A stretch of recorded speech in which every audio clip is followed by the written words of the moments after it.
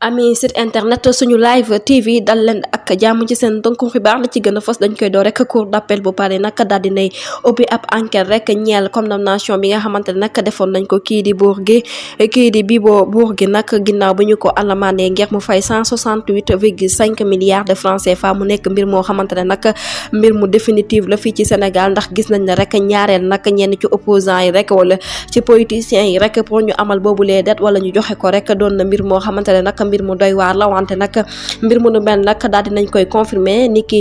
le 12 bi ñu génn 12 octobre 2021 ki confirmer mbir mu nu mel nag di chambre de commerce international bu cour d'appel bu Paris moom nag la mu daal di xamle woo rek mu dañoo defoon ab arrêté boo xamante ne rek litige la jëmale ko ci Ibrahima Abou Khalil ñu gën koo xam ci Bibo Bourgui république bu Sénégal nag mbir mu nu mel nag waroon na ko def ci dossier ki nga xamante ne nag moom mooy Karim Wade waaye nag c'est la première chambre boo xamante ne rek moom moo nekk c'est la première chambre bu civile boo xamante ne rek moom moo nekk ab cour de cassation boo xamante ne nag moom moo daal di doxal dëgg gu nu mel ba tax na nag jamono ji nag ki nga xamante ne nag moom mooy condamnation bi nga xam ne état bu Sénégal def na ko ngir verser lu toll 256,8 millions d'euros si xaymat war a toll ci 168,5 milliards de francs CFA mu nekk des dommages yoo xamante ne rek kii di am sénégalais bi nag waroon na koo amal fi nga xamante ne nag moom mooy ca cassation bi waaye décision bi nu mel nag dafa mel ni rek ute na ak lool bi nga xamante ne nag moom la chambre civile bu cour de cassation bi nag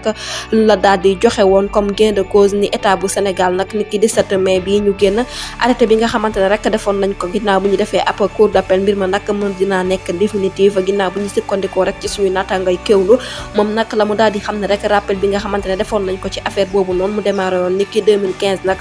homme d'état bi nag dañ ko condamné woon fi nga xamante ne nag moom mooy ca cour de la répression enrichissement illicite bu CREI ci peine bu toll ci juróomi at kaso yoo xamante ne rek da ko